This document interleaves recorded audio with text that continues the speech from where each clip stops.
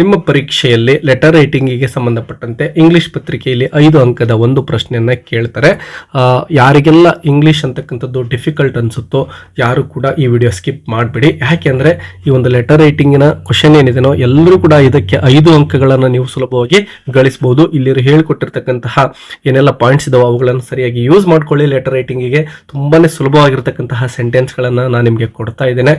ಹಾಗಾಗಿ ಆ ಎಲ್ಲ ಸೆಂಟೆನ್ಸ್ ಅನ್ನ ಪ್ರಾಕ್ಟೀಸ್ ಮಾಡ್ಕೊಳ್ಳಿ. ನೋಡಿ, ನಿಮಗೆ ಲೆಟರ್ ರೈಟಿಂಗ್ಗೆ ಸಂಬಂಧಪಟ್ಟಂತೆ ಎಕ್ಸಾಮ್ ಅಲ್ಲಿ 2 ಪ್ರಶ್ನೆಗಳನ್ನ ಕೊಟ್ಟಿರ್ತಾರೆ. ಆ 2 ಪ್ರಶ್ನೆಯಲ್ಲಿ ಒಂದು ಫಾರ್ಮಲ್ ಲೆಟರ್ ಇರುತ್ತೆ, ಇನ್ನೊಂದು ಇನ್ಫಾರ್ಮಲ್ ಲೆಟರ್ ಇರುತ್ತೆ. ಫಾರ್ಮಲ್ ಲೆಟರ್ ಅಂದ್ರೆ ಅಫಿಷಿಯಲ್ಸ್ಗೆ ಬರೀತಕ್ಕಂತಹ ಲೆಟರ್ ಆಗಿರುತ್ತೆ. ಹೆಡ್ ಮಾಸ್ಟರ್ಗೆ ಬರೀರಿ, ಅಥವಾ ನ್ಯೂಸ್ ಪೇಪರ್ ಎಡಿಟರ್ಗೆ ಬರೀರಿ, ಅಥವಾ ಪಂಚಾಯತ್ ಡೆವಲಪ್ಮೆಂಟ್ ಆಫೀಸರ್ಗೆ ಬರೀರಿ. ಈ ರೀತಿಯ ಪ್ರಶ್ನೆಗಳು ಬರ್ತವೆ ಫಾರ್ಮಲ್ ಲೆಟರ್ ಅಲ್ಲಿ. ಇನ್ನು ಇನ್ಫಾರ್ಮಲ್ ಲೆಟರ್ ಅಲ್ಲಿ ನಿಮ್ಮ ಫ್ಯಾಮಿಲಿ ಮೆಂಬರ್ಸ್ ಇರ್ಬೋದು, ಅಂದ್ರೆ ಬ್ರದರ್ ಇರ್ಬೋದು, ಸಿಸ್ಟರ್ ಇರ್ಬೋದು, ಫಾದರ್, ಮದರ್ ಅಥವಾ ಫ್ರೆಂಡ್ಸ್ಗೆ ಬರೀಲಿಕ್ಕೆ ಅಂತೇಳಿ ಇನ್ನೊಂದು ಆಯ್ಕೆಯನ್ನ ಕೊಟ್ಟಿರ್ತಾರೆ. ಸೊ ಈ ವಿಡಿಯೋದಲ್ಲಿ ನಾನು ಇನ್ಫಾರ್ಮಲ್ ಲೆಟರ್ಗೆ ಯಾವ ರೀತಿ ಉತ್ತರವನ್ನ ನೀವು ಬರೆದು 5ಕ್ಕೆ 5 ಅಂಕಗಳನ್ನ ಗಳಿಸಬಹುದು ಅಂತೇಳಿ ಟ್ರಿಕ್ಸ್ ಗಳನ್ನ ಹೇಳ್ಕೊಡ್ತಾ ಇದ್ದೇನೆ. ಯಾಕೆ ಇನ್ಫಾರ್ಮಲ್ ಲೆಟರ್ನ ಇಲ್ಲಿ ತೆಗೆದುಕೊಳ್ತಾ ಇದ್ದೇನೆ ಅಂದ್ರೆ, ನಾವು ಪ್ರತಿನಿತ್ಯ ಬಳಸ್ತಕ್ಕಂತಹ ಸೆಂಟೆನ್ಸ್ ಗಳನ್ನೇ ನಾವೇನ್ ಮಾಡಬಹುದು ಅಂದ್ರೆ ಈ ಲೆಟರ್ ರೈಟಿಂಗ್ ಅಲ್ಲಿ ಯೂಸ್ ಮಾಡ್ಕೋಬಹುದು. ಬಟ್ ಅಫಿಷಿಯಲ್ ಲೆಟರ್ ಅಥವಾ ಫಾರ್ಮಲ್ ಲೆಟರ್ ಬರೆದಾಗ ಅಲ್ಲಿ ಈ ಸೆಂಟೆನ್ಸ್ ಗಳನ್ನ ನಾವು ಯೂಸ್ ಮಾಡ್ಲಿಕ್ಕೆ ಆಗೋದಿಲ್ಲ. ಇಲ್ಲಿ ಈ ಸೆಂಟೆನ್ಸ್ಗಳು ಡೈಲಿ ಯೂಸ್ ಮಾಡೋದ್ರಿಂದ ಸೊ ಇನ್ಫಾರ್ಮಲ್ ಲೆಟರ್ ನಿಮಗೆ ತುಂಬಾ ಈಸಿ ಆಗುತ್ತೆ. ಯಾರಿಗೆಲ್ಲ ಕಷ್ಟ ಆಗುತ್ತೋ ಫಾರ್ಮಲ್ ಲೆಟರ್ನ ಬರೆಯಕ್ಕೆ ಈ ಪಾಯಿಂಟ್ಸ್ಗಳನ್ನು ಯೂಸ್ ಮಾಡಿಕೊಂಡು ನೀವು ಎಕ್ಸಾಮಲ್ಲಿ 5ಕ್ಕೆ 5 ಅಂಕಗಳನ್ನು ಗಳಿಸಬಹುದು ವಿದ್ಯಾರ್ಥಿಗಳೇ. ಸೊ ಬನ್ನಿ ಈಗ ಲೆಟರ್ ರೈಟಿಂಗ್ ಅಲ್ಲಿ ಏನೆಲ್ಲ ಸೆಂಟೆನ್ಸ್ಗಳನ್ನು ಯೂಸ್ ಮಾಡ್ಕೋಬಹುದು ಅಂತ ನೋಡೋಣ. ಮೊದಲನೇದಾಗಿ ನೋಡಿ, ಕಾಮನ್ ಟು ಆಲ್ ಅಂತ ಇದೆ. ಅಂದ್ರೆ ಫ್ರೆಂಡ್ಸ್ ಇರ್ಬೋದು, ಫ್ಯಾಮಿಲಿ ಮೆಂಬರ್ಸ್ ಇರ್ಬೋದು, ಯಾರಿಗೆ ಲೆಟರ್ ಕೊಟ್ಟರು ಕೂಡ ನೀವು ಈ ಸೆಂಟೆನ್ಸ್ಗಳನ್ನು ನಿಮ್ಮ ಲೆಟರ್ ರೈಟಿಂಗ್ ಅಲ್ಲಿ ಯೂಸ್ ಮಾಡ್ಕೋಬಹುದು. ಕೊನೆ ಭಾಗದಲ್ಲಿ ನಾವು ಒಂದು ಮಾಡೆಲ್ ಕ್ವಶನ್ ಅನ್ನು ಕೂಡ ಸಾಲ್ವ್ ಮಾಡ್ತೇವೆ. ಅದಕ್ಕಿಂತ ಮೊದಲು ಈ ಎಲ್ಲ ಸೆಂಟೆನ್ಸ್ಗಳನ್ನು ನೋಡ್ತಾ ಹೋಗೋಣ.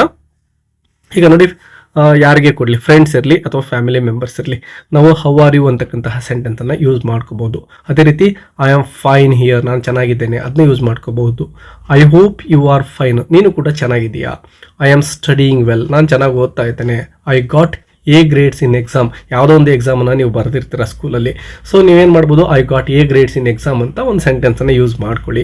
ಮೈ ಟೀಚರ್ಸ್ ಅಪ್ರಿಷಿಯೇಟೆಡ್ ಮೀ, ಸೊ ಎಕ್ಸಾಮಲ್ಲಿ ಒಳ್ಳೆ ಅಂಕ ತೆಗೆದಾಗ ಟೀಚರ್ಸ್ ನನ್ನ ಅಪ್ರಿಷಿಯೇಟ್ ಮಾಡಿದ್ರು ಅಂತ ಕೂಡ ನೀವು ಬರೀಬಹುದು. ಐ ಆಮ್ ವೆರಿ ಹ್ಯಾಪಿ, ಎಕ್ಸಾಮಲ್ಲಿ ಒಳ್ಳೆ ಮಾರ್ಕ್ಸ್ ಬಂದರೆ ನಿಮಗೆ ಖುಷಿ ಆಗೋದಿಲ್ವಾ, so I am very happy use ಮಾಡ್ಕೋಬಹುದು.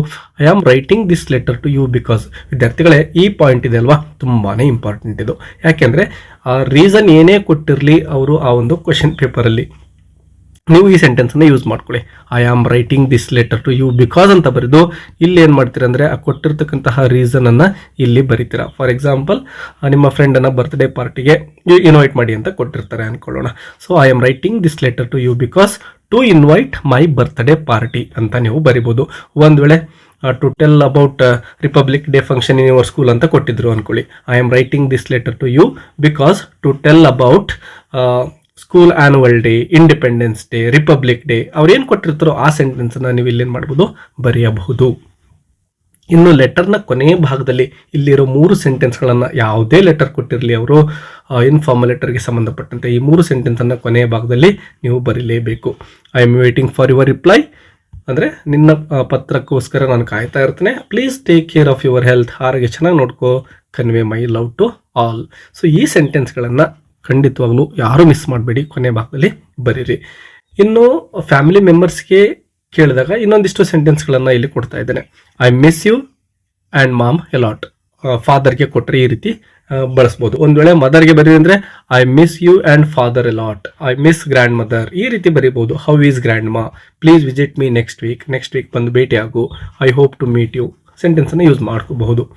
ಇನ್ನು ಫ್ರೆಂಡ್ಸ್ಗೆ ಮಾತ್ರ ಕೊಟ್ಟಿದ್ರೆ how is your study, how is your school, how are uncle and ant, my parents are fine, convey my regards to uncle and aunt, ಈ ಸೆಂಟೆನ್ಸ್ಗಳನ್ನು ಯೂಸ್ ಮಾಡ್ಕೋಬಹುದು.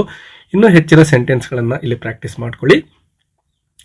V celebrated annual day in our school, ಒಂದು ವೇಳೆ republic day ಕೊಟ್ಟಿದ್ರೆ republic day in our school, independence day ಕೊಟ್ಟರೆ independence day, ಈ ರೀತಿ use ಮಾಡ್ಕೊಳ್ಳಿ. I enjoyed a lot, I sang a song, ನೋಡಿ ಯಾವುದೇ ಡೇ ಕೊಟ್ಟರು ಕೂಡ ನೀವು ಎಂಜಾಯ್ ಮಾಡಿರ್ತೀರಾ. I sang a song, our teachers gave sweets, my headmaster gave speech, many parents came, they enjoyed the program, my teachers wished students. So ಈ ಸೆಂಟೆನ್ಸ್ಗಳನ್ನು ಕೂಡ ಬರೆದುಕೊಂಡು practice ಮಾಡ್ಕೊಳ್ಳಿ. Letter ರೈಟಿಂಗಿಗೆ ತುಂಬಾ ಹೆಲ್ಪ್ಫುಲ್ ಆಗಿರ್ತವೆ. ಸೊ ಈ ಟೇಬಲಲ್ಲಿ ಏನಿದಾವೋ ಇಷ್ಟು ಸೆಂಟೆನ್ಸ್ಗಳನ್ನು ನೀವು ಕರೆಕ್ಟಾಗಿ ಪ್ರಾಕ್ಟೀಸ್ ಮಾಡಿಕೊಂಡ್ರೆ ಯಾವುದೇ ಲೆಟರ್ ಕೊಟ್ಟರು ಕೂಡ ಇಷ್ಟೇ ಸೆಂಟೆನ್ಸ್ ಸಾಕಾಗುತ್ತೆ 5ಕ್ಕೆ 5 ಅಂಕಗಳನ್ನು ನೀವು ಗಳಿಸ್ಲಿಕ್ಕೆ. ಇನ್ನು ಲೆಟರನ್ನು ಹೇಗೆ ಬರೆಯೋದು? ಸೊ ನಿಮ್ಮ ಕ್ವಶನ್ ಅನ್ನು ಇಲ್ಲಿ ಗಮನಿಸಬಹುದು. ಎಕ್ಸಾಮಲ್ಲಿ ಈ ರೀತಿ ಕೊಟ್ಟಿರ್ತಾರೆ. Imagine you are Shashank or Shamita, 10th standard, studying in government high school Vidyanagar, Udupi. Write a letter to your father about your progress in studies ಅಂತ ಇದೆ. ಸೊ ಇಲ್ಲಿ ಗಮನಿಸಬೇಕು ವಿದ್ಯಾರ್ಥಿಗಳೇ, ಕೆಲವೊಂದಿಷ್ಟು ಪಾಯಿಂಟ್ಸ್ ಏನಿದಾವೋ ಇಲ್ಲಿ ಯಾರ್ಯಾರ ಹೆಸರು ಏನಿದೆನೋ ಮತ್ತು ಏನು ಇನ್ಫಾರ್ಮೇಷನ್ ಏನಿದೆನೋ ಅದೇ ನಿಮಗೆ ಪರೀಕ್ಷೆ ಬರಲಿಕ್ಕೆ ಹೆಲ್ಪ್ಫುಲ್ ಆಗಿರುತ್ತೆ. ಇಲ್ಲಿ ಗಮನಿಸಬೇಕು ವಿದ್ಯಾರ್ಥಿಗಳೇ, ನಿಮ್ಮ ಹೆಸರು ಏನಾಗಿರುತ್ತೆ? ಶಶಾಂಕ್ ಅಥವಾ ಶಮಿತಾ. ಗಮನಿಸಿ, ಯಾವ ಹೆಸರು ಕೊಟ್ಟಿರ್ತಾರೋ ಅದನ್ನೇ ಯೂಸ್ ಮಾಡಬೇಕು. ಎಕ್ಸಾಮಲ್ಲಿ ನಿಮ್ಮ ಹೆಸರನ್ನು ಬರಿಬೇಡಿ. 10th ಸ್ಟ್ಯಾಂಡರ್ಡ್ ಮತ್ತು ಸ್ಕೂಲ್ ಹೆಸರನ್ನು ಇಲ್ಲೇ ಕೊಟ್ಟಿದ್ದಾರೆ ನೋಡಿ, ಗವರ್ನಮೆಂಟ್ ಹೈಸ್ಕೂಲ್ ವಿದ್ಯಾನಗರ, ಉಡುಪಿ ಅಂಥೇಳಿ. ಸೊ ರೀಸನ್ ಏನಿದೆ? ಯುವರ್ ಪ್ರೋಗ್ರೆಸ್ ಇನ್ ಸ್ಟಡೀಸ್ ಇದೆ. ಸೊ ಇವೇ ಪಾಯಿಂಟ್ಸನ್ನೇ ನಾವು ಲೆಟರ್ಲಿ ಯೂಸ್ ಮಾಡ್ಕೊಳ್ತೇವೆ. ಮೊದಲನೇದಾಗಿ ಫ್ರಮ್ ಅಂದರೆ ನೀವು ಬರೀತಕ್ಕಂತಹ ಅಡ್ರೆಸ್ ಆಗಿರುತ್ತೆ. ಇಲ್ಲಿ ಗಮನಿಸ್ಬೋದು, ಹುಡುಗ ಆಗಿದ್ರೆ ಶಶಾಂಕ್ ಬರೀತೀರಾ, ಹುಡುಗಿ ಆಗಿದ್ರೆ ಶಮಿತಾ ಬರೀತೀರಾ. ಸೊ ಇಲ್ಲಿ ಫಸ್ಟ್ ನೇಮ್ ಬರೀತೀರಾ. ಅದಾದಮೇಲೆ 10th ಸ್ಟ್ಯಾಂಡರ್ಡ್ ಅಲ್ಲೇ ಕೊಟ್ಟಿದ್ದಾರೆ, 10th ಕ್ಲಾಸ್ ಅಂತ ಬರೀತೀರಾ.